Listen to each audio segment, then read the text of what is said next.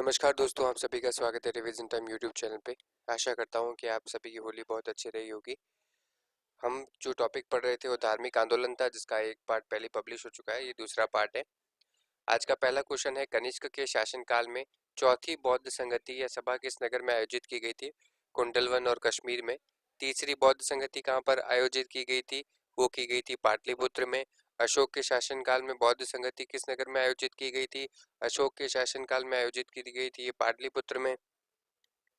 निम्नलिखित में से किस नगर में पहली बौद्ध संगति आयोजित की गई थी? तो कौन से नगर में बौद्ध संगति आयोजित की गई थी? राजगृह में।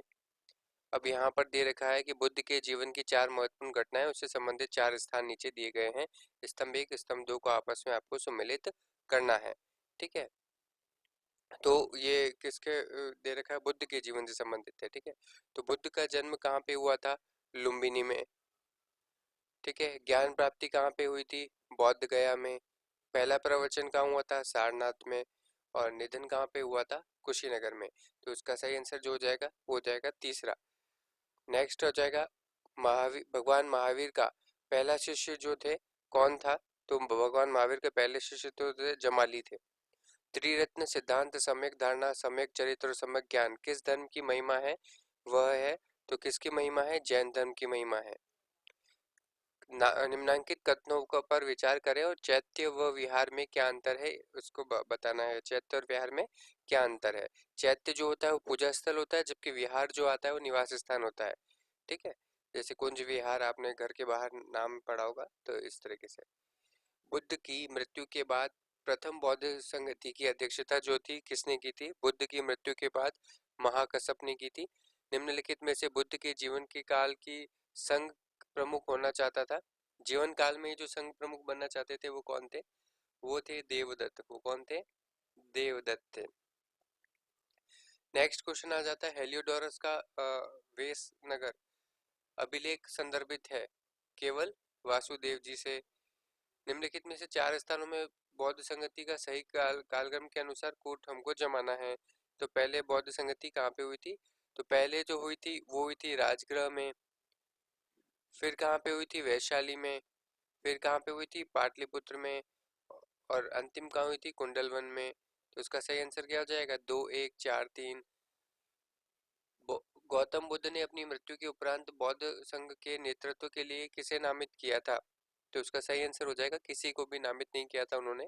स्यादवाद का सिद्धांत जो आता है वो किससे संबंधित आता है? जैन धर्म से संबंधित है।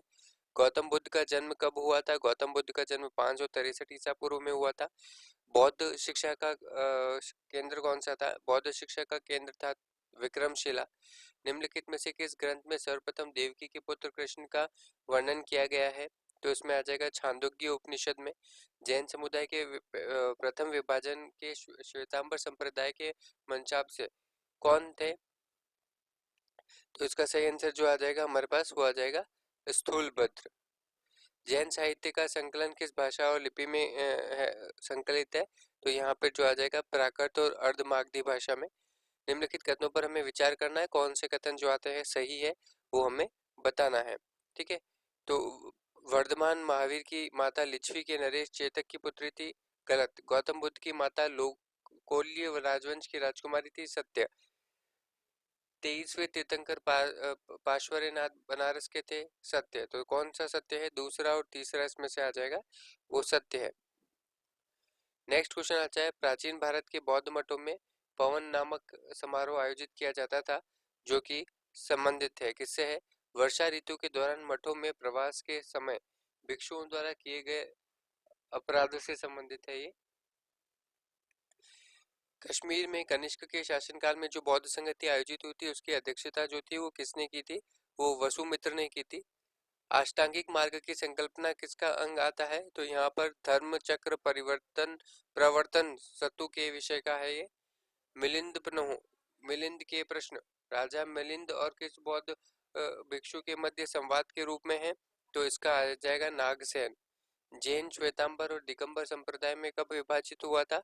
तो ये चंद्रगुप्त मौर्य के समय विभाजित हुआ था। नेक्स्ट क्वेश्चन आ जाएगा, यहाँ पे पहली बौद्ध संगति है तो सूची 1 को सूची 2 से आप मिलाना है, किसने अध्यक्षता की थी वे थे। जैसे पहली बौद्ध संगति है तो पहली बौद्ध संगति जो आएगी किससे संबंधित आ जाएगी, महाकश्यप से।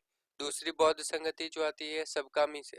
तीसरी बौद्ध संगति आती है मोगलीपुत्र तिस्स से। चौथी बौद्ध संगति के अध्यक्ष किसे थे, वसुमित्र ने। तो इस तरीके से पहला इसका सही आंसर हो जाएगा। नेक्स्ट क्वेश्चन आता है निम्नलिखित में से कौन सा एक त्रिपिटक का अंग जो आता है नहीं है। तो इसमें पहला ही आ जाएगा जातक त्रिपिटक का अंग नहीं है। ऋग्वेद में किन दो जैन तीर्थकों का उल्लेख मिलता है, ऋषभदेव और अरिष्टनेमि का उल्लेख मिलता है। नेक्स्ट क्वेश्चन आ जाएगा महावीर की मृत्यु के बाद जैन संघ का अगला अध्यक्ष कौन हुआ था।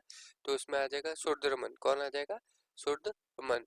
अनुव्रत के शब्द से जुड़ा हुआ होता है, अनुव्रत जैन धर्म से। कल्प जैन ग्रंथ आता है कल्पसूत्र, उनके रचयिता कौन आते हैं, उनके रचयिता आते हैं भद्रबाहु। परिशिष्ट पर्व जो कि जैन धर्म से संबंधित है, कि रचयिता जो आते हैं वो कौन से आते हैं, तो वो आ जाते हैं हेमचंद्र। किस जैन रचना में 16 महाजनपदों का उल्लेख मिलता है, तो इसका सही आंसर आ जाएगा भगवती सूत्र। जैन तीर्थकर पार्श्वनाथ प्रतिपादित 4 महाव्रतों में महावीर स्वामी ने 5वें महाव्रत के रूप में किसे जोड़ा था, तो इसका सही आंसर आ जाएगा ब्रह्मचर्य को। जैन शिल्प कला के यहाँ पे उदाहरण दे रखे हैं कौन कौन से जैन शिल्प कला से संबंधित है। तो पहला आ जाएगा उड़ीसा का बाघ गुफा और खंडगिरी और हाथी गुफा सत्य। आबू राजस्थान का दिलवाड़ा जैन मंदिर सत्य। रणकपुर जोधपुर के निकट स्थित चौमुख मंदिर। श्रवण बेलगोला कर्नाटक का गोमतेश्वर बाहुबली का मंदिर। तो इसका सही आंसर जो आ जाएगा पहला सही है। नेक्स्ट क्वेश्चन आ जाता है यहाँ पर सूची 1 को सूची 2 से सम्मिलित करना है। ठीक है, ये बुद्ध से संबंधित है, आपको ये बताना है। तो इसका पहला आ जाएगा जैसे चन्ना बुद्ध का सारथी है। कंठक ये बुद्ध का प्रिय घोड़ा है। आलार कलाम और रुद्रक रामपुत्र बुद्ध के पहले गुरु है।